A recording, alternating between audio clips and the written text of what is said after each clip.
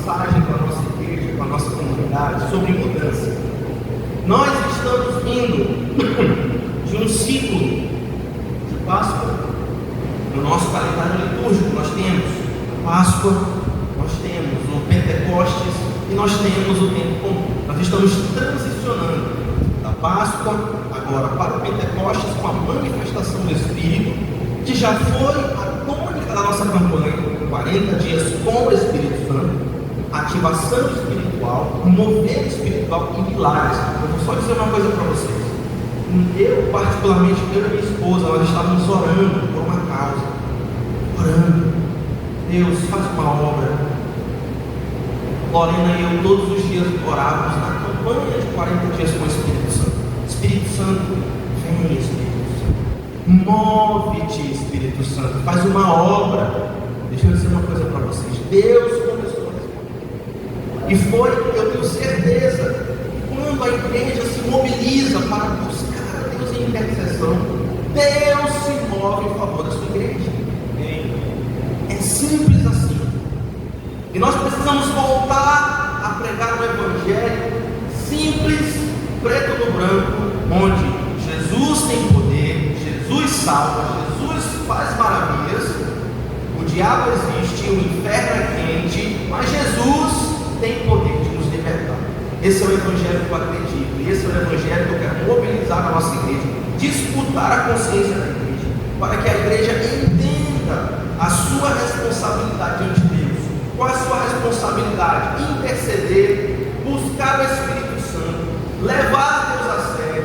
Nós temos batido nessa tecla em todos os setores da igreja. Nós precisamos levar Deus a sério. Nós devemos fazer tudo o que fazemos. Cantadas, fizemos uma cantata belíssima, com um salto espiritual incrível. Nós precisamos fazer tudo isso. Nós precisamos dar o nosso melhor, servir com 2 talentos, contribuir financeiramente na casa de Deus, participar em vários frontes, apresentamos ali em J. Lima, no projeto Capá, e tudo isso está tudo certo. Mas, para todas essas coisas que nós fazemos, precisamos levar Deus a sério. Precisamos desenvolver um estilo de vida de santidade. Precisamos desenvolver um estilo de vida de devoção. Precisamos desenvolver um estilo de vida de levar as coisas de Deus a sério. Meus irmãos, os crentes hoje em dia não querem levar Deus a sério. Estão muito carnais, muito racionalistas, muito carreiristas, muito preocupados com outras coisas, quando a Bíblia deixa claro que a nossa mente deve ser a mente de Cristo. Isso nos dá um propósito. Então nós estamos transicionando. E agora, o que mais a igreja precisa fazer? Passamos agora por 3 semanas falando sobre igreja e família. Nós não abandonamos a nossa igreja. Nós não saímos da nossa igreja quando tem um problema. Não, irmãos, porque a nossa família é espiritual. Nenhuma de vocês, mães, larga o filho quando ele faz uma coisa errada. E os filhos de vocês já fizeram coisa errada, assim como eu, filho da minha mãe, já fiz coisa errada. E ela nunca desistiu de mim, pelo contrário, minha família nunca desistiu de mim, e eu jamais desistiria da minha família, jamais desistiria da minha esposa. Se a minha esposa está com um problema, eu vou até ela, e eu ajudo ela, eu oro por ela, e existem várias etapas que você deve tomar, várias atitudes que você deve fazer antes de desistir de alguma coisa. Você deve lutar muito por tudo aquilo que vale a pena. Pela sua igreja é a mesma coisa. E agora, irmãos, o que nós iremos pregar hoje? Sobre mudança. Mudança não faz parte de nenhuma série, corrida. Porém, tem a ver com esse período do nosso calendário litúrgico. Lembrando, passamos da Páscoa, não é isso? Passamos agora para Pentecostes, que foi a campanha, na nossa igreja, foi a campanha de 40 dias com o Espírito Santo, combinando junto com a Páscoa. E agora nós estamos transicionando para o tempo comum, até dezembro, quando teremos novamente o Advento, o Natal. Queridos, então, nós vamos falar sobre mudança hoje. Nós iremos ver 4 aspectos da mudança do crente. O crente tem que apresentar mudança na sua vida. Não existe cristianismo sem mudança real, substantiva e substancial de vida. Por que o Evangelho de Jesus aí fora é desacreditado e descredibilizado? Por quê? Porque não há mudança naqueles que se dizem cristãos.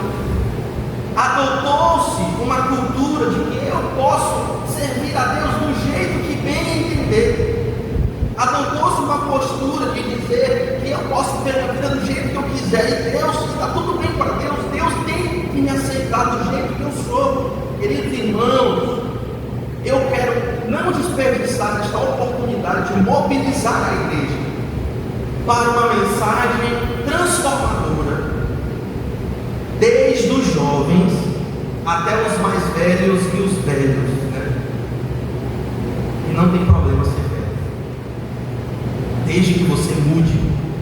Uma das coisas mais tristes que eu posso ver, já vi muito, né? Quando a gente vira pastor, a gente começa a prestar até mais atenção nessas coisas.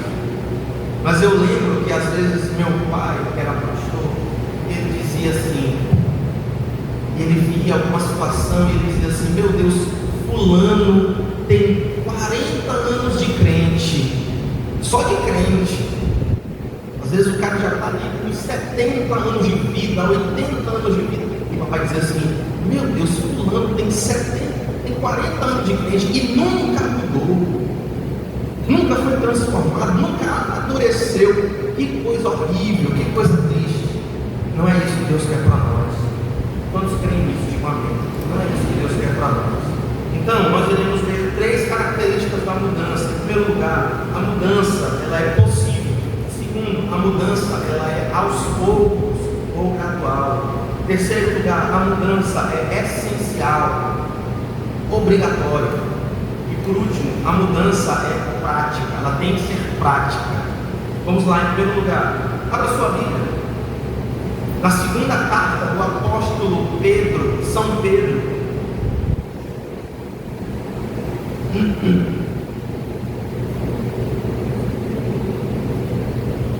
e deixa aberto aí.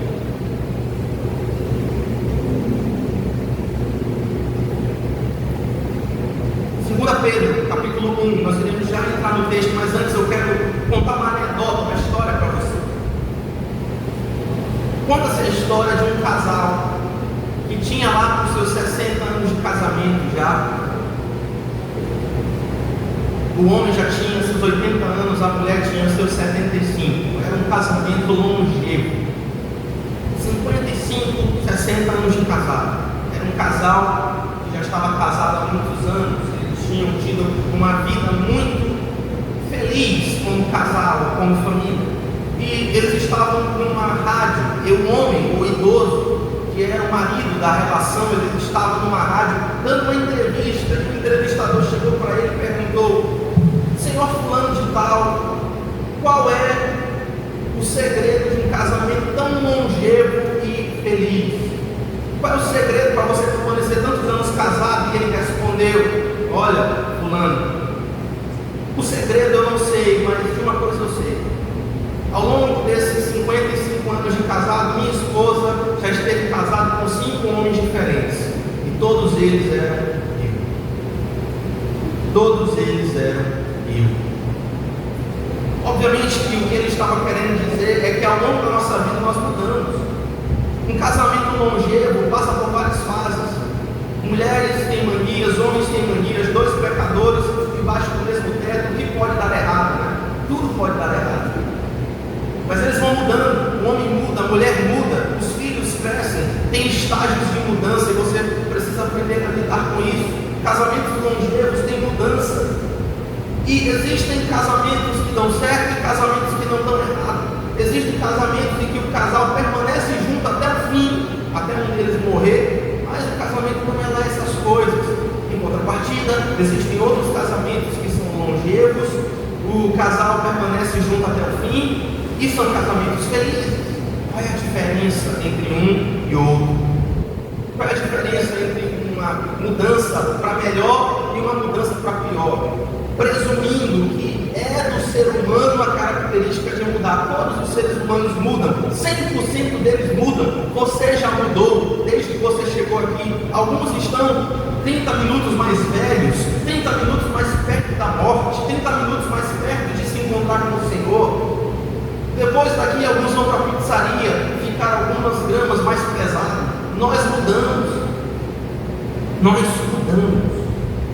A diferença entre uma mudança para melhor e uma mudança para pior é a presença do Espírito Santo.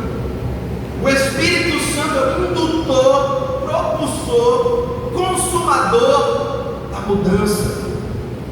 Casamentos que duram e são felizes, são pela presença do Espírito Santo, moldando o caráter dos cônjuges, induzindo o perdão, induzindo a misericórdia, induzindo a graça e o amor, induzindo a paciência.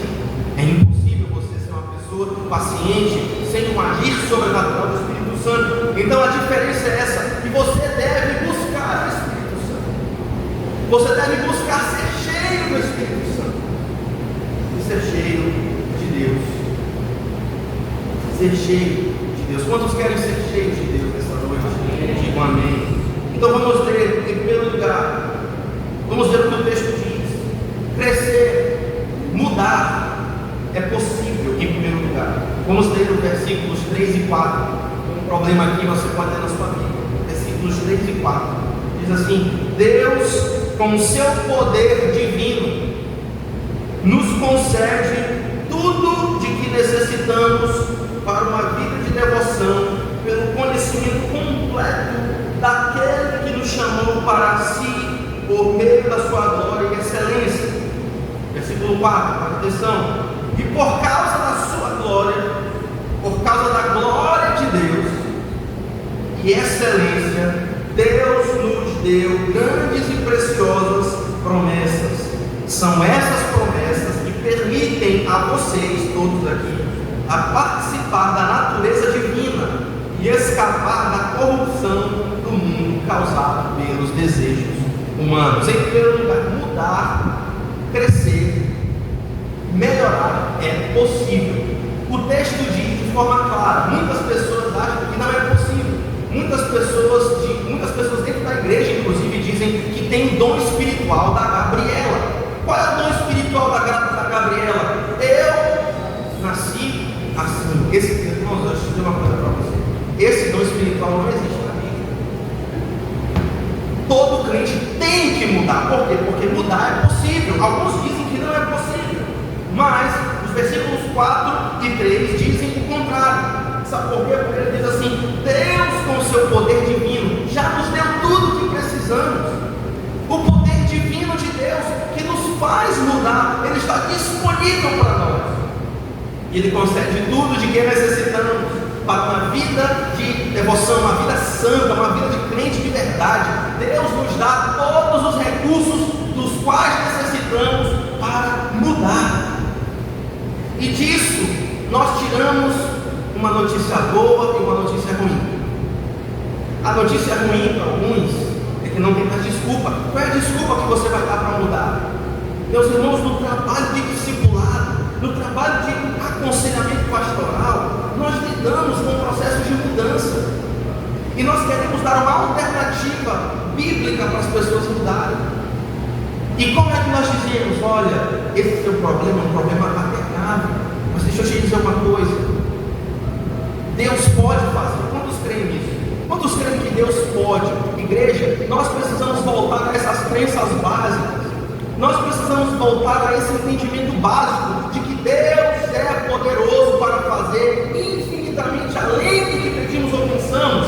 O versículo 3 nos deixa claro: Deus, com o seu poder divino, o poder que trouxe à existência aquilo que não existia, o poder de trazer luz aonde há trevas, esse poder nos dá necessitamos para uma vida de devoção. Essa é a notícia ruim, não tem mais desculpa. Agora, qual é a notícia boa? Você tem sabedoria de Deus para a tua vida? Não existem feridas, preste atenção nisso. Não existem feridas profundas demais que o Espírito Santo não possa curar. Aleluia! Não existem mágoas que o Espírito Santo não possa tratar. Não existem pecados, por mais domínio que eles possam exercer sobre a vida de uma pessoa, que o poder volta não possa libertar, o poder de Deus nos concede tudo o que precisamos para viver uma vida de devoção. Essa é a primeira realidade. Crescer é possível, mudar é possível. Quantos creem nisso? Digam amém. Muitos dizem que não é, mas é possível. É possível mudar. Pastor, eu preciso mudar. É possível, meu irmão. Pastor, eu preciso mudar de vida. É possível. Pastor, eu não aguento mais ser derrotado por esse pecado. Meu irmão e minha irmã, é possível. Louvado seja o santo nome de Deus. Mas não somente mudar é possível, mudar é gradual, aos poucos. Mudar é gradual, aos poucos. Versículo 5, leia aí na sua Bíblia, do versículo 5 ao versículo 8. Vamos ler. Diante de tudo isso, esforcem-se ao máximo. O que é? Diante de quê, gente, que ele está falando aqui? Diante de tudo isso que a gente já viu, versículos 3 e 4. Deus nos dá tudo o que precisamos. Logo, diante de tudo isso, versículo 5, esforcem-se ao máximo para corresponder a essas promessas. Esforcem-se ao máximo para corresponder a essas promessas. Preste atenção no que ele vai dizer agora. Olha a escadinha do apóstolo Pedro. Acrescentem à fé a excelência moral. Acima da excelência moral, acrescentem o conhecimento. Acima do conhecimento, acrescentem o domínio próprio. Acima do domínio próprio, acrescentem a perseverança. Acima da perseverança, acrescentem a devoção a Deus. Acima da devoção a Deus, a fraternidade. Acima da fraternidade, o amor. Versículo 8, essa escadinha do apóstolo Pedro. Versículo 8, ele vai dizer: quanto mais vocês crescerem nessas coisas, mais produtivos e úteis serão no conhecimento completo de nosso Senhor e Salvador, Jesus Cristo. Meus irmãos, nós vivemos numa cultura apressada. Nós vivemos uma cultura de iFood. E eu falo com propriedade porque sou um grande consumidor de iFood. Tem até que ser menos, não é isso? Preciso voltar para a academia.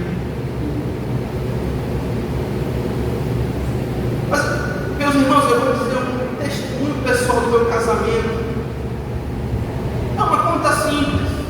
Lorena está ocupada, eu estou ocupado, a gente pede comida. É assim que é. Ninguém precisa marinar uma carne, ninguém precisa assar um frango, ninguém precisa fazer uma comida. Nós vivemos numa cultura apressada. O problema é quando isso vem para a nossa vida espiritual ou para dentro da igreja. Está muito alto o microfone, gente? Está bom? Está bom? Amém. Quando vem isso para a nossa vida, isso se torna um problema. E aqui eu uso um exemplo do bebê. Quantos de vocês já tiveram filhos, né? O bebezinho ali, quão rápido um bebê cresce. Já parou para pensar nisso? Quão rápido um bebê cresce? Ele cresce aos poucos, é isso? Dia após dia ele vai. O desenvolvimento de uma criança é um desenvolvimento paulatino. Pode ser que exista uma mãe doida por aí que vai encher o menino de leite, vai encher de Neston, Mucilon, vitaminas, vai encher de um monte de suplemento. Mas não importa o quanto a mãe se apressa, o bebê não vai crescer no ritmo dela. O bebê não vai crescer mais rápido do que ele deve crescer. Por quê? Porque bebês crescem aos poucos. O desenvolvimento humano e o desenvolvimento natural sempre é um desenvolvimento paulatino, gradual. E a nossa vida espiritual também é assim. Meus irmãos, eu já falei para vocês, mudar é necessário, mudar é possível, porque o poder de Deus está à nossa disposição, nós só precisamos buscá-lo. Mas mudar é gradual. Não podemos nos deixar contaminar pela cultura apressada na qual vivemos, na cultura de iFood que vivemos, na cultura de TikTok que vivemos. Saiu uma pesquisa recente, quando você está rodando lá no feed do seu Instagram, do seu TikTok, se você está num período em que você está, ocioso, você não está fazendo nada, e você está dando os vídeos. Numa pesquisa saiu que em média você assiste em 40 minutos 600 conteúdos, 600 conteúdos. rodando 600 vídeos. É uma cultura apressada, ninguém mais tem tempo e nem energia para prestar atenção em nada. E às vezes a gente quer que as coisas funcionem assim na nossa vida espiritual. Meus irmãos, Deus usa as nossas tribulações, Deus usa as nossas impossibilidades, Deus usa os nossos pecados para nos humilhar, para humilhar o nosso espírito, a nossa soberba e o nosso orgulho. E é por isso que muitas vezes não conseguimos evoluir tão rápido quanto queríamos. Deus está trabalhando em nós para mostrar que mudar é algo aos poucos. As metáforas bíblicas sobre mudança também são assim. O apóstolo Paulo foi o maior cristão que já existiu depois de Jesus, o maior de todos. A Bíblia fala que Paulo era hebreu de hebreus. Você não consegue ser mais hebreu e conhecedor da lei do que um hebreu de hebreus. Paulo era o suprassumo do cristianismo enquanto homem. Mas até Paulo teve que passar por um processo. Até Paulo entendeu que mudar, ele era um perseguidor da igreja. Mas aí depois que ele se converteu, o pessoal disse assim: agora Paulo vai sentar na janela, não é isso? Não. Paulo foi para o deserto. Paulo passou anos aprendendo. Paulo passou anos se desenvolvendo para que após esse processo de preparação, após um processo de sofrimento, ele pudesse ser profundamente usado por Deus. Deixa eu dizer uma coisa, irmão: antes de Deus usar você, Ele precisa te quebrar em 1 milhão de pedaços. Antes de Deus usar qualquer pessoa que se preze, antes de Deus usar uma pessoa poderosamente na sua mão, Ele precisa quebrar essa pessoa, Ele precisa humilhar essa pessoa, Ele precisa fazer com que essa pessoa desça até o oleiro. Mas quando Deus faz isso, Ele nos prepara para viver uma vida abundante. Paulo teve que passar por isso. Ele foi para Jerusalém, todo mundo olhou com o nariz torto para ele. Esse cara vai seguir a igreja, já quer sentar na janela. E a igreja de Jerusalém mandou Paulo sair. Olha, o senhor não está recebendo você muito bem aqui, vai pastar, vai para outro canto, vai aprender. Ou então vai, passa 3 anos no deserto da Arábia, só uma parte de sua preparação, recebendo revelação direta de Jesus Cristo. Paulo foi para uma faculdade com o próprio Senhor Jesus, mas ele teve que passar por uma preparação, porque você não começa a sua vida espiritual sentando na janela. Mudar é gradual. O crescimento espiritual é gradual. O crescimento na sua vida de devoção é gradual. Todos os dias você deve construir um pouquinho da sua devoção. Todos os dias você deve matar mais um pouquinho o pecado. Todos os dias você deve resistir mais um pouquinho ao diabo. Todos os dias você deve buscar mais um pouco a Deus. Todos os dias você tem que crescer no relacionamento com Jesus. Essa é a missão da igreja. As metáforas bíblicas a respeito de crescimento também seguem nessa toada. Mateus capítulo 13 fala a respeito da semente. A semente que é jogada. A semente do reino de Deus. Mateus capítulo 13. A que compararei o reino de Deus? O reino de Deus é como um grão de mostarda, que é a menor das sementes, mas quando plantada se torna a maior das hortaliças. Esse é o reino de Deus, mas ela começa pequena, depois ela se torna grande. Essa é a nossa vida, essa é a tua vida. Não se desanima. Diga para a pessoa que está do seu lado: não te desanima. Às vezes você é apenas um grão de mostarda, mas se você for bem cuidado e regado, você se tornará, em nome de Jesus, uma hortaliça. Pegou? Essa é a metáfora da semente. Mateus capítulo 3. Você começa com um grão de mostarda e você se torna a maior das hortaliças. Mas isso demora. Os crentes de hoje em dia, Paulo fala, por que a gente não coloca um novo convertido para ser líder da igreja? Porque o diabo vai derrubar ele. Paulo fala isso. Não coloque um neófito para ser líder da igreja. Hoje em dia, eu já vi isso várias e várias vezes. A coisa mais comum que tem. O cara ele mal se converte, mas ele é um cara carismático, fala bem, aí o pastor vai lá, já coloca ele para ser líder de célula. É a receita do desastre. É a receita do desastre. Você não pode colocar novo convertido para assumir nada. Novo convertido é um bebê. Ele tem que aprender, tem que tomar leite espiritual. Ele tem que ser alimentado espiritualmente. Depois tem que sofrer um pouco por amor de Jesus. Tanto que o ministério apostólico de Paulo é condicionado ao sofrimento. Deus diz para Paulo: olha, Paulo, eu vou te mandar para os gentios para te mostrar o quanto importa sofrer pelo teu nome. E foi o apóstolo mais usado por Deus. Os crentes não querem ser usados por Deus, eles só querem o bem bom. Ou então as outras pessoas que são contaminadas com essa cultura, o Wesley Safadão se batizando no Rio Jordão. Pessoas que são contaminadas com essa cultura, elas querem participar do nosso clube, mas elas não querem ter mudança de vida. Queridos irmãos, a mudança ela é gradual. Outra metáfora bíblica, Daniel capítulo 4, a metáfora da pedra. Quando Daniel olha, ele vê que existe uma pedra, e essa pedra foi cortada, jogada, sem o auxílio de mãos humanas. É uma pedra sobrenatural que significa o reino de Deus. O reino de Deus, ele é como uma pedra pequena. No sonho de Daniel, essa pedra é arremessada sem o auxílio de mãos humanas, e ela destrói todos os reinos, ela destrói todos os principados, todas as potestades, e ela se edifica como um reino que toma toda a terra. É necessário que Jesus venha, até que haja posto todos os seus inimigos debaixo dos seus pés. E o último inimigo é a morte. A morte ainda não chegou, mas vai chegar. Ou seja, é um processo, é gradual. Queridos irmãos, tudo na vida cristã é gradual. Então tenha paciência com seu irmão, tenha misericórdia com ele. Não queira que ele seja. Às vezes você acha que você está melhor do que ele, mas nem está. Mas se eventualmente você estiver, tenha paciência com seu irmão. Meus irmãos, a família de Cristo tem que ter paciência. Nós temos que ter paciência uns com os outros. Ninguém está no mesmo nível de ninguém.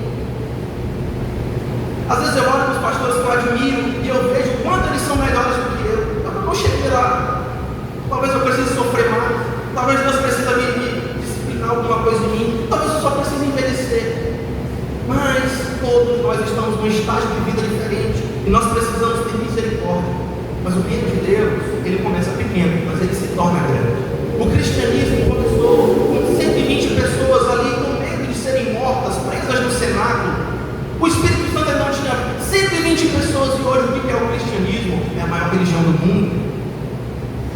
O reino de Deus começa pequeno, ele começa. A nossa vida espiritual é a mesma coisa, a gente começa pequeno, dando canelada, envergonhando o pastor, envergonhando a igreja, falando besteira, pregando heresia. Eu já preguei muita heresia. É assim mesmo. Depois a gente vai corrigindo. Eu não conheço um pastor que não começou pregando, dando canelada, né? Dando trabalho. Nossa vida é assim. Crescer é gradual. Nós subestimamos, nós não damos o valor ao poder de se fazer um pouquinho todo o dia. Exemplo, eu sou de Belém do Pará. Sou de lá. Belém do Pará é conhecido como a cidade das mangueiras, porque tem muitas mangueiras. E se você andar numa calçada de Belém que tenha muitas mangueiras, com um projeto de urbanização, você vai ver que existe ali uma contradição. Você vê que existem mangueiras frondosas, porém grandes e bonitas. Porém, se você olhar para a raiz, ela já destruiu toda a calçada, né? Destruiu todo o cimento, já cresceu tanto, já largou tanto, que rachou tudo. Está tendo um outro problema urbanístico ali. Agora, deixa eu dizer uma coisa: aquela mangueira já foi uma muda de planta, sim ou não? Se eu tiver uma muda de planta na tua mão, com um marco ali, ó, pega essa muda de planta e quebra a calçada. Tem jeito, mano? Pega uma muda de planta. Eu vou te dar uma missão. A sua missão é quebrar essa calçada agora com essa muda de planta.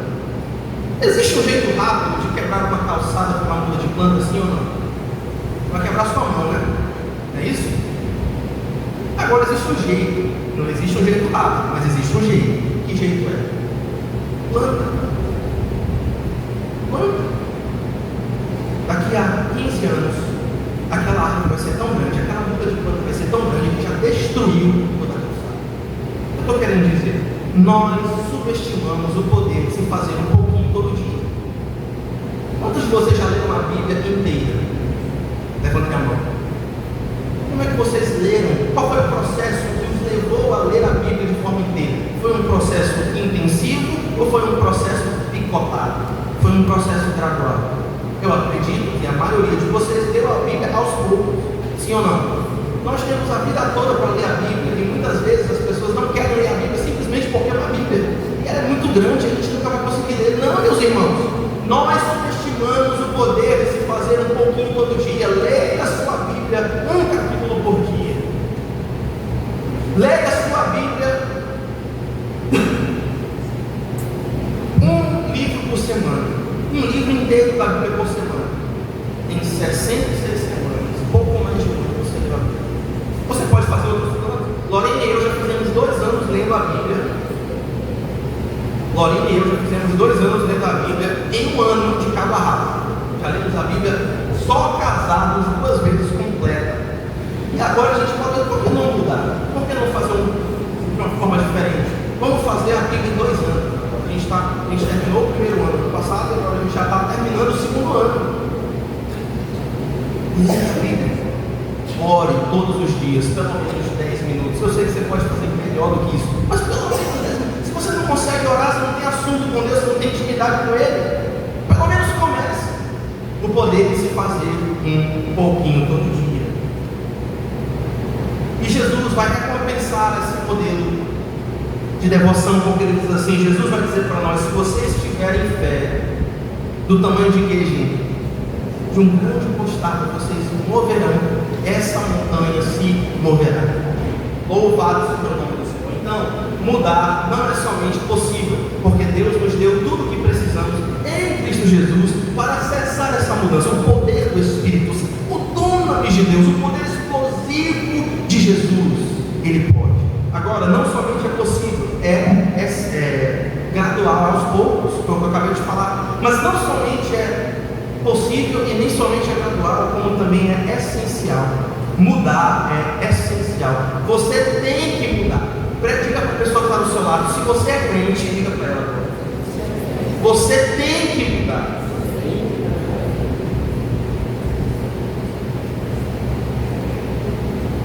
Vamos ler os versículos 10 e 11 na sua Bíblia. Olha o que Pedro vai dizer, gente. Olha que coisa extraordinária. Pedro vai dizer o seguinte: por isso, irmãos, trabalhem ainda mais arduamente para mostrar que de fato estão entre os que foram chamados e escolhidos. Façam essas coisas e jamais tropeçarão. Assim, sua entrada no reino eterno de nosso Senhor e Salvador Jesus Cristo será acompanhada de grande honra. Paulo começa dizendo que nós devemos nos esforçar. Paulo começa dizendo que a gente tem que ralar duro. Irmãos, mudar dá trabalho. Dá trabalho. Olha o que Pedro vai dizer. Portanto, trabalhem ainda mais arduamente. Ou seja, bem duro. Irmãos, mudar dá trabalho. Ser crente dá trabalho. Trabalhar para Deus dá trabalho. Levar Deus a sério dá trabalho. É o tempo todo se desviando do mal. É o tempo todo escolhendo honrar a Deus. É o tempo todo desviando os olhos do mal. É o tempo todo guardando a mente, guardando os lábios. É todo o tempo fazendo um cálculo. O temor do Senhor deve determinar tudo que eu faço. Dá trabalho.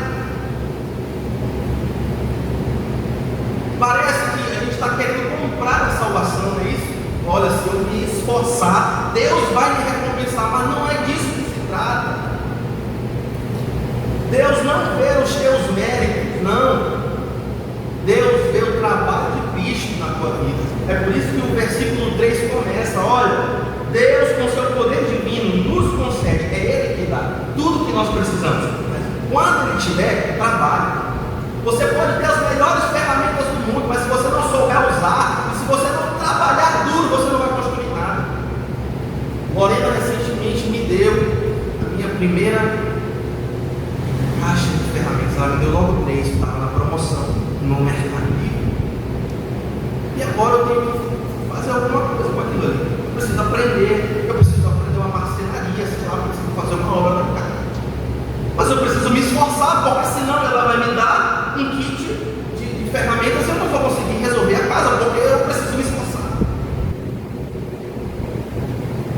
Santidade no casamento dá trabalho. Compreensão, construir as coisas dá trabalho. Levar Deus a sério dá trabalho.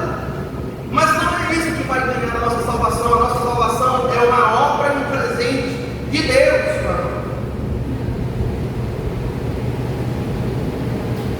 Não é para ganhar a salvação. Veja o que o verso 10 diz. Para que é? O verso 10 vai dizer: por isso, irmãos, trabalhem ainda mais atualmente para mostrar algo que já existe. Ninguém aqui quer comprar salvação, ninguém aqui quer trocar com Deus, ninguém aqui quer barganhar e fazer uma negociação com Deus. Olha, Deus, se eu te servir, olha, Deus, se eu te der um dízimo, o Senhor me abençoa. Olha, Deus, se eu fizer isso, o Senhor me abençoa. Não é disso que se trata. Pedro vai dizer que nós trabalhamos para mostrar que somos. Por que você se esforça para agradar sua esposa, para mostrar que você a ama? Por que você se esforça para servir na igreja, para mostrar que você ama a Deus? Não é para você ganhar uma mulher, é para você mostrar algo que já existe.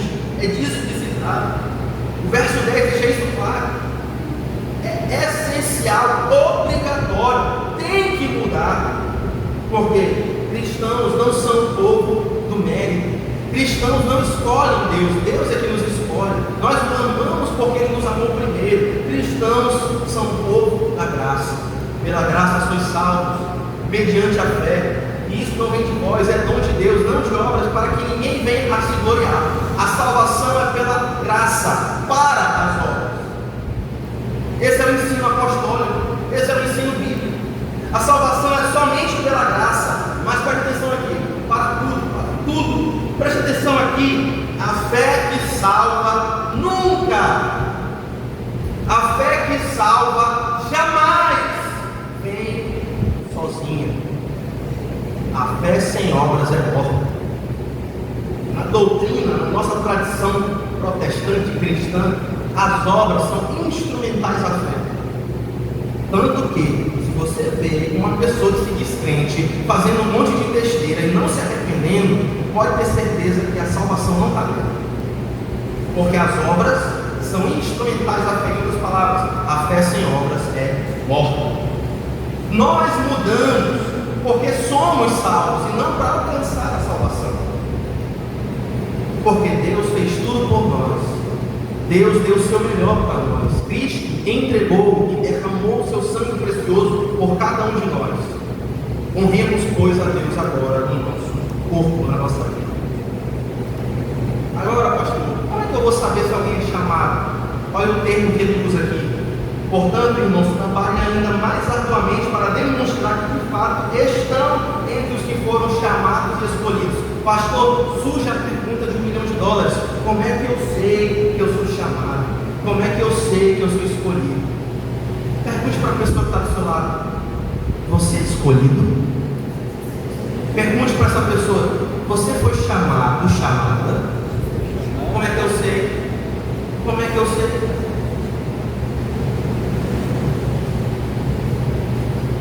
Como é que eu sei? Pedro vai nos dar uma resposta. Olha a resposta que Pedro vai nos dar. A resposta é simples, é uma resposta de equilíbrio. Como é que eu sei se eu sou chamado? Veja se ao longo do tempo, veja se ao longo da sua vida, quantos de vocês têm mais de 10 anos de crente? Quantos de vocês têm 15 anos de crente? Quantos de vocês têm 20 anos de crente? Quantos de vocês são novos convertidos, têm 5 anos de crente? Veja se ao longo da sua caminhada com Jesus, você melhorou. Veja se ao longo da sua caminhada com Jesus existe progresso. É assim que nós sabemos se alguém é chamado ou não. Tem progresso na vida desse camarada? É o que eu falei no início. Meu pai dizia: meu Deus, esse fulano está 40 anos na igreja, nunca amadureceu, nunca cresceu espiritualmente.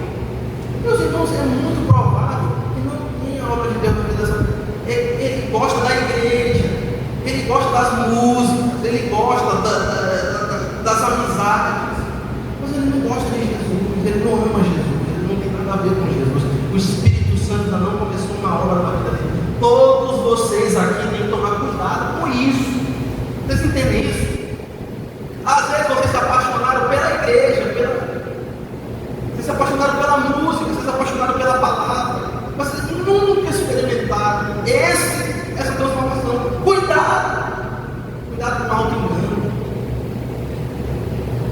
Tem a música que eu já falei, né? Eu sempre falo aqui, o cara vai dizer assim, não se apaixone pelo momento, o cara lá, né? Aí o pai chama a menina para sair, aí vai lá no lugar bonito, o melhor lugar de São Luís. Aí tem lá os frutos do mar, a iluminação está perfeita, tudo está perfeito.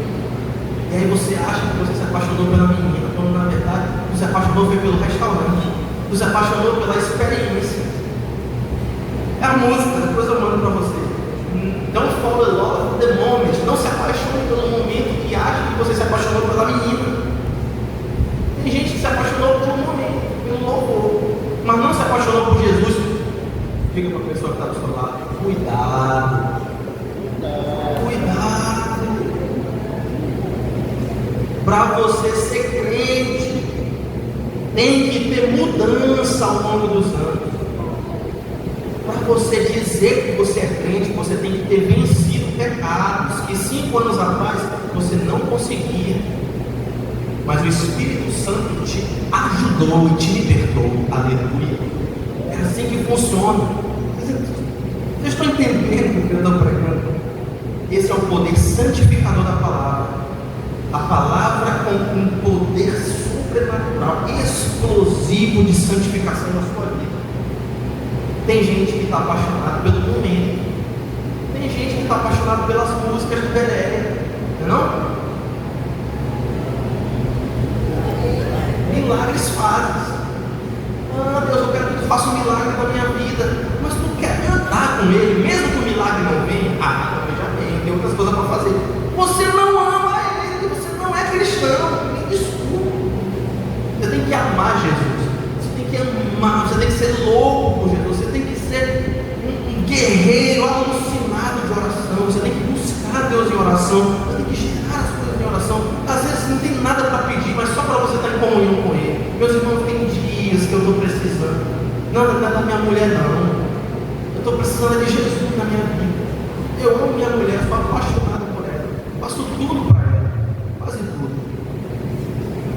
mas tudo o que eu posso eu faço por ela, porque eu a amo profundamente, mas às vezes eu não quero saber dela, porque o meu coração está machucado, eu estou triste, ela não vai poder me ajudar, além das capacidades humanas dela. Digo para Jesus, eu falo com Jesus, eu não quero te pedir nada, eu só quero que o Senhor tenha misericórdia de mim. Eu preciso que o Senhor me toque agora, não pode.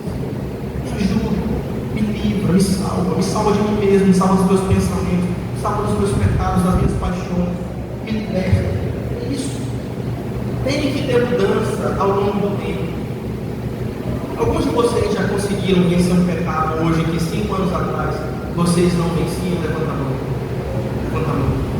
Vocês entenderam o que eu perguntei? Algum de vocês hoje consegue vencer um pecado que 5 anos atrás vocês não conseguiam? Levanta a mão. Esse é um bom sinal, não é isso?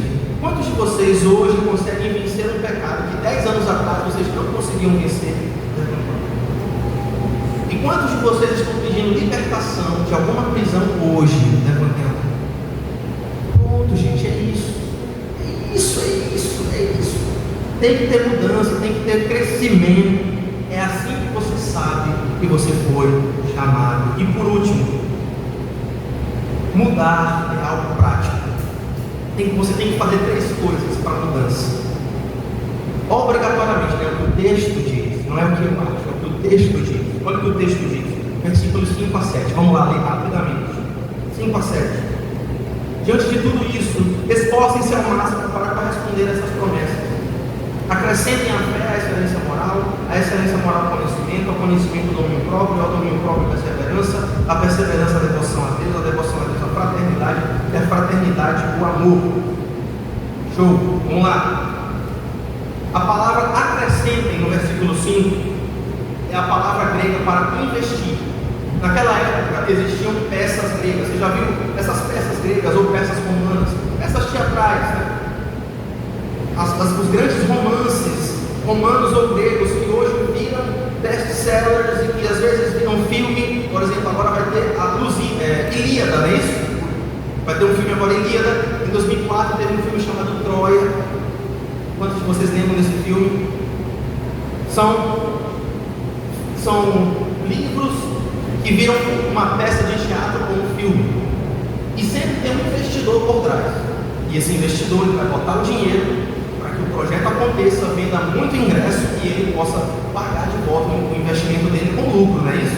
Todo investidor funciona assim. Essa que é a ideia do versículo 5, quando ele diz assim: acrescentem. Diante de tudo isso, esforcem-se ao máximo para corresponder às promessas. Acrescentem a fé, invistam, coloquem dinheiro, ou façam o que for preciso para que vocês possam crescer espiritualmente. Invistam. A mesma lógica desses cantores que tem hoje em dia, né? Eu trabalho com advogado de entretenimento, às vezes eu vejo isso. O empresário vai lá, o menino canta bem, o forró tem muito disso. E né, canta forró, não, eu estou precisando de um empresário. O empresário vai lá e bota o dinheiro no menino, aí ele explode, né? Mas o empresário está lá por trás, ele quer receber o dele de volta. É a mesma lógica. Bota o dinheiro para ver o negócio crescer, bota um esforço, faz alguma coisa, te esforça, investe. Essa que é a ideia. Acrescentem tudo que vocês precisam aqui, acrescentem. Versículo 5, né? A ideia é: investe, bota dinheiro se necessário, tudo que você precisa, esforça-te para crescer espiritualmente, para mudar de vida, te esforça para mudar de vida. Eu já falei isso aqui, irmãos. Jesus liberta, mas às vezes a gente não busca a libertação. Eu já falei aqui também. Tem problemas na nossa vida que não vão embora com aconselhamento. Não vão. Tem problemas na nossa vida que não adianta o pastor ajudar. Não adianta. Tem problemas que só vão embora quando a gente pegar esse problema pelos chifres, em oração, passar a madrugada orando, até Deus ter misericórdia de nós e nos libertar.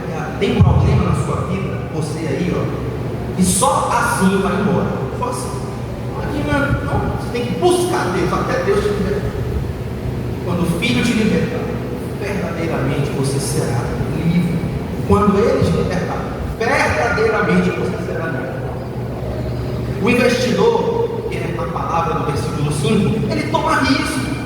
Todo empreendedor toma risco, é o seu capital, é o cheque especial. Eu já falei com empreendedores que dizem assim: pastor, eu tinha 5 contas de banco, 5 cheques especiais para fazer o meu negócio sair. Tem que ter risco, até que ser cheio do Espírito Santo seja uma prioridade para você. O investidor paga o preço, e aqui nós temos 3 preços que nós precisamos pagar para mudar de vida. Você precisa pagar 3 preços. Primeiro, tempo com Deus. Segundo, comunhão com os irmãos. E terceiro, submissão, obediência e perseverança. Ter paciência, aguentar firme, não desistir. Vou repetir: quais são os 3 preços que eu e você precisamos pagar? Qual é o trabalho que a gente tem que botar para poder mudar de vida? Primeiro, tempo com Deus. Segundo, comunhão com os irmãos, ter uma família da fé, ter uma igreja.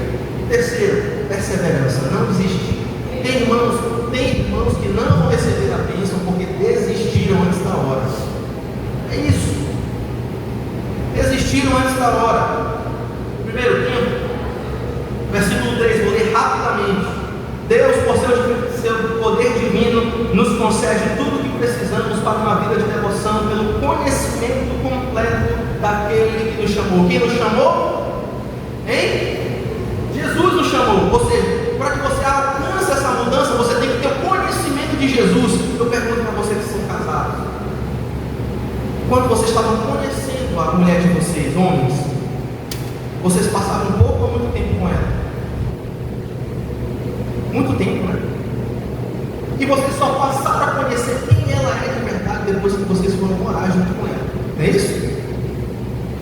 É igualzinho a mãe dela. Brincadeira. Esquece o que eu falei. Não está no texto. Não está no texto. A vezes é. Mas enfim. Conhecer é o primeiro preço que você tem que pagar. Você tem que conhecer Deus na palavra. Aqui, ó, tem que conhecer Deus na palavra. Quando você conhecer Deus na palavra, o poder certificador da palavra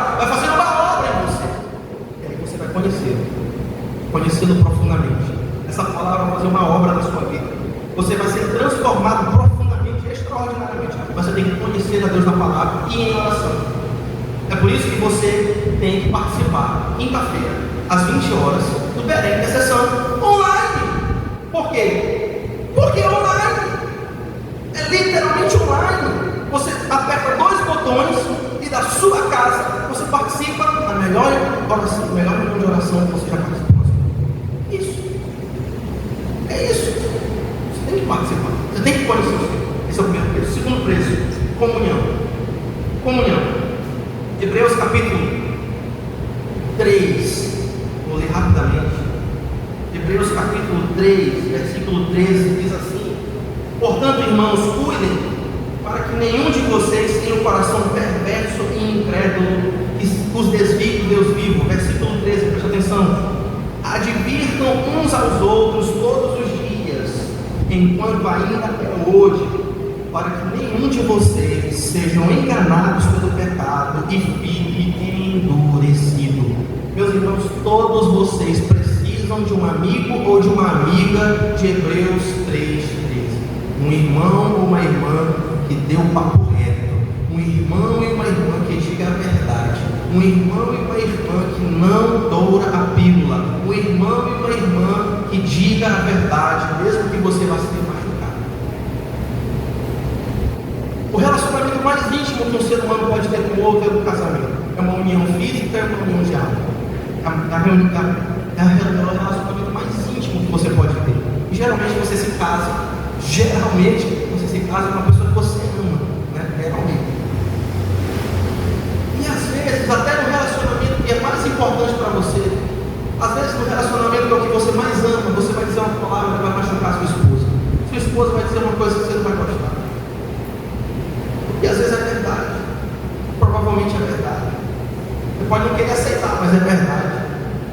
Nós precisamos de comunhão, nós precisamos nos exercitar para que haja mudança. Você precisa de uma igreja, você precisa de uma comunidade, você precisa ser usado por Deus para dizer uma verdade para alguém.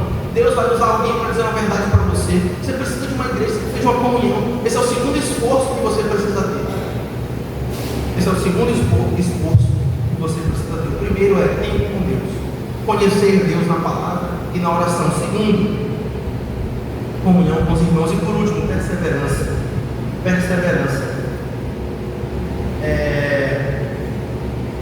Versículo 6, só para terminar. 2 Pedro 1,6. Ao conhecimento adicione o domínio próprio, ao domínio próprio adicione a perseverança, e a perseverança a devoção a Deus. A perseverança aqui, a palavra é submissão, paciência. Perseverança é paciência, é se submeter à vontade de Deus, mesmo quando as coisas não estejam bem. O maior exemplo que nós temos na Bíblia de perseverança, quem é? Jó, não é isso? Jó é o maior exemplo de perseverança que nós temos. Jó teve os seus momentos em que ele pensou que ia desistir. Jó chegou a quase blasfemar o nome de Deus, quase blasfemar. Jó dizia umas coisas para Deus extremamente desaforadas e desrespeitosas, mas ele dizia não para a mulher dele e não para os amigos dele, ele dizia para Deus. Para que nós possamos experimentar uma mudança real na nossa vida, nós precisamos, em primeiro lugar, de tempo com Deus, conhecer a Deus. Segundo, nós precisamos de comunhão, de uma igreja, de um GC, de alguém que fala a verdade para você, mesmo que você não goste, mas que fale amor, não é isso? Não está mentindo para você.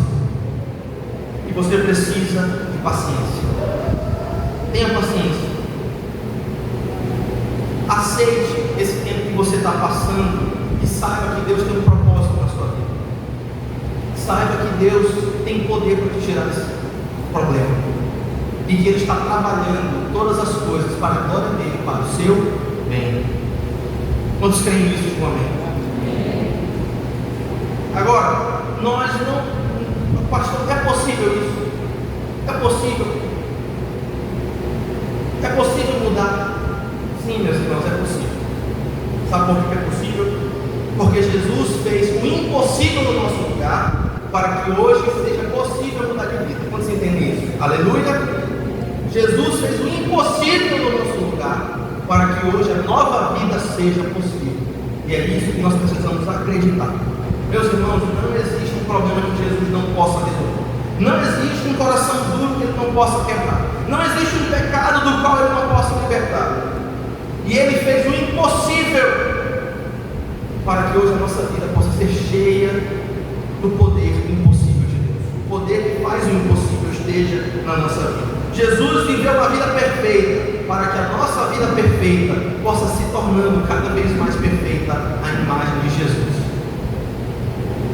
Jesus foi abandonado por Deus na cruz do Calvário, e esse é o Evangelho de Jesus, para que hoje eu e você sejamos acolhidos. Jesus foi rejeitado pelo seu Pai, para que hoje eu e você sejamos aceitos por Ele. Esse é o Evangelho de Jesus, e nós precisamos acreditar que para que essa obra seja completa em nós precisamos receber esse sacrifício, nós precisamos amar esse Jesus, e nós precisamos servir esse Jesus, e nós precisamos adorá-lo na beleza da sua santidade, em espírito e em verdade.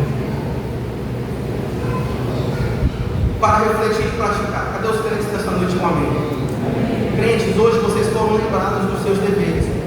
Qual deveres, pastor? Primeiro, pare de dar desculpas. Pare de dar desculpa. Passe a dar prioridade. Pare de dizer que você não consegue mudar. Pare de ser a Gabriela. Não, você consegue. Deus já te deu o poder. Dê prioridade, trabalhe duro. Abandone aquilo que você precisa abandonar. Meus irmãos, certas coisas da sua vida, é só você deixar de lado. Você simplesmente vai deixar de lado. Não precisa inventar a roda. Tem pecados na sua vida que você só precisa deixar de lado. Pare de dar desculpas e dê prioridade. Busque a Deus. Pare de dar desculpas e busque a Deus em oração.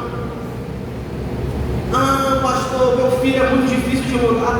Ah, pastor, essa situação é muito difícil de mudar. Dê prioridade. Eu vou orar até Deus me responder. Eu vou buscá-lo até Ele me visitar. Eu vou brigar com Ele. Eu vou importuná-lo. Isso é a coisa mais importante para mim. E se Ele não me tocar, eu prefiro morrer buscando Ele. É assim que você tem que ser. É assim que vem. Deus só trabalha com esse tipo de gente. Amém? Deus não trabalha com gente que não investe. Vocês entendem isso? Assim como no mundo dos negócios, quem recebe, a não ser quem está roubando, mas aí é outra coisa, mas normalmente no mundo dos negócios, quem recebe mais é quem investe mais, quem tem mais risco, não é isso? Quem botou mais dinheiro, quem tem mais parte da empresa, quem comprou a maior parte da empresa. Com Jesus é assim também. Jesus não trabalha com quem não investe. Jesus não trabalha com quem não paga preço. Jesus não responde quem não é doido de oração. Segundo, não subestime o poder de se fazer um pouquinho consistentemente todo dia. Consistência é melhor do que intensidade. Consistência, preste atenção nisso aqui. Consistência é mais importante do que intensidade. Quando você entender isso de uma vez, eu vou dizer como é que eu funciono, tá? Meus irmãos, nós não somos robôs. Não, você não precisa se martirizar porque às vezes você não consegue. Deus sabe disso. Ele sabe que você é bom. Ele sabe disso. Mas às vezes você quer ser intenso, mas você não quer ser constante. Às vezes você está com mais gás, você está com mais energia, você vai brigar mais, você vai orar mais, brigar mais diante de Deus, buscar mais a Deus, está tudo certo. Mas tem dia que você está sem força, tem dia que você está baqueado, tem dia que você não está derrotado. E alguns crentes simplesmente desistem de orar quando estão baqueados. Não pode ser assim, meus irmãos, mesmo sem palavras, mesmo chorando. Chora, mas que essas lágrimas caiam no colo de Jesus. É isso. Mesmo que você não saiba o que falar, você não tem mais força para orar, mas o Espírito Santo está lá. Louvado seja o nome do Senhor. Eu sou assim. Eu brigo. Tem temporadas em que eu estou na frente, e às vezes eu estou esgotado. Está tudo certo. E todo mundo já sabe aqui. Eu Simplesmente desapareço. Vou descansar, vou recarregar, para depois eu dar mais um round de batalha. Mas no momento que eu estou mais cansado, eu não deixo de orar. Eu vou diante de Deus e digo assim: Deus, hoje eu estou acabado. Deus, eu não estou legal. Deus, eu nem sei se eu sou crente. Às vezes eu falo isso para Deus. Às vezes a gente não está assim, né? Do jeito que a gente falaria para o nosso pai: Deus, eu nem sei se eu sou crente. Às vezes vem aqui: Senhor, me usa, me enche, me dá energia, me dá força para brigar, me dá força para não desistir. Meu Deus, me dá uma noite de sono só para eu descansar. E amanhã um novo dia para a tua glória. Não desista. Não desista. Faça um pouquinho, mesmo que o mínimo, todo dia. Mas não desista. Não importa o que aconteça, não desista. Não retroceda. Você pode parar, você pode estagnar, mas nunca retroceda. Você pode ficar parado, você pode não avançar mais, mas não vá para trás. Deus não tem prazer nos que retrocedem. E consistência é mais importante do que intensidade. Esse é o poder de se fazer um pouquinho todo dia. Por último, lembre-se, versículo 3: Deus é uma fonte inesgotável de poder. Aleluia, louvado seja o seu santo nome. Deus é uma fonte inesgotável de recursos. Louvado seja o seu santo nome. Deus é uma fonte inesgotável de livramentos. Louvado seja o seu santo nome. Deus é uma fonte inesgotável de libertação. Creia nele, se agarre nele, busque ele, e ele vai visitar você. Ele vai visitar você. Eis que a mão do Senhor não está encolhida, eis que o seu ouvido não está cerrado, para te salvar, para te responder. Clame por ele, se apegue a ele, em nome de Jesus. A Bíblia diz que Deus habita no alto e sublime trono. Ele habita no meio dos querubins, mas sabe onde ele habita também? Como abatido e aflito de espírito, e treme a sua palavra. Ele habita no alto céu, mas ele habita também conosco. E nessa noite a minha oração é para que o menor de vocês, o mais fraco de vocês, seja o maior na presença dele. E todos os menores aqui, não importa quão pequeno você se acha, o menor aqui, o menor que você se achar, você tem a capacidade de ser o maior na presença. Os mais franzinos, os mais magrinhos, os mais pouquinhos, os mais tristes, os mais que têm as melhores, as palavras que nem são tão rebuscadas ou espirituais, esses são os maiores na presença de Deus. Esse é você, aleluia. Esse sou eu. Louvado seja o nome do Senhor. Agora levante sua mão. Os corações crentes recebam a bênção do Senhor Deus. Aquele que é poderoso para guardar e nos de tropeçar. Irmãos, ele é poderoso para te guardar de tropeçar. E de apresentar você sem culpa diante da presença da sua glória, com transbordante alegria. Ao único Deus sábio sejam dadas glória e majestade, domínio e poder, agora e para todos sempre. E a igreja concorda em fé, dizendo amém e amém. Aleluia.